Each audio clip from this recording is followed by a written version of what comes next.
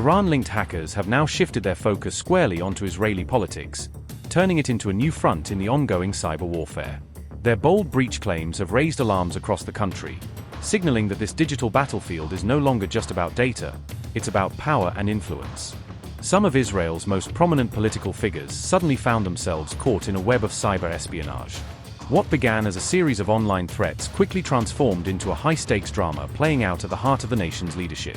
A shadowy hacking collective tied to Iran boldly claimed it had infiltrated the personal phone of the Israeli Prime Minister's chief of staff. If true, the breach could expose the inner workings of Israel's highest office, triggering serious security concerns. The group, identifying itself as Handala, announced it had hacked into Tzachi Braverman's device. They went a step further, issuing what they called a warning to Prime Minister Netanyahu's inner circle, a message that sent shockwaves through the national security apparatus. These new accusations came just days after the same group boasted about breaching the Telegram account of former Prime Minister Naftali Bennett, linking the incidents into what appears to be a calculated campaign of intimidation and disruption.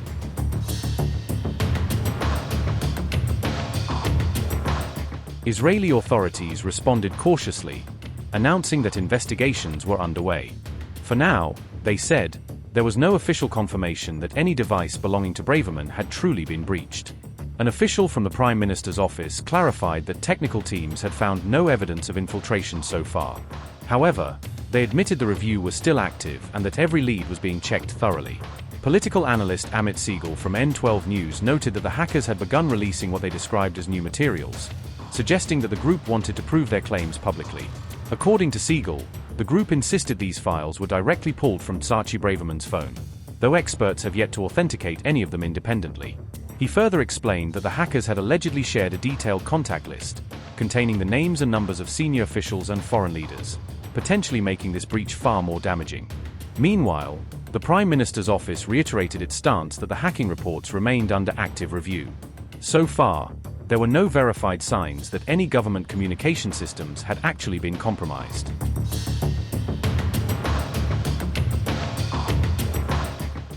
The hackers claimed to possess encrypted communications and highly sensitive information, but their statements lacked any verifiable proof. Their threats appeared designed to create panic and confusion within Israeli political circles. Handala declared that this was only the beginning, that more data from the alleged breaches would be unveiled in phases, hinting at a slow, calculated campaign of digital exposure. Adding to the drama, the group released photos of Braverman posing with US President Donald Trump and former President Joe Biden, attempting to link their hack to international dimensions of diplomacy. These spectacular claims surfaced just as Israeli politics was revisiting the QatarGate scandal, an affair already mired in allegations of secrecy, influence, and foreign money.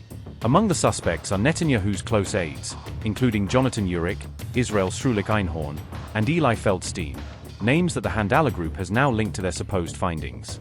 The hackers asserted they possessed incriminating materials connected to QatarGate, suggesting political motivations behind the leaks. Yet, much like before, they failed to provide any hard evidence. Just 10 days earlier, these same hackers had made headlines with another explosive allegation, that they had successfully hacked the personal phone of former Prime Minister Naftali Bennett. Bennett's office immediately dismissed the accusations, calling them baseless claims from a group seeking attention and political disruption.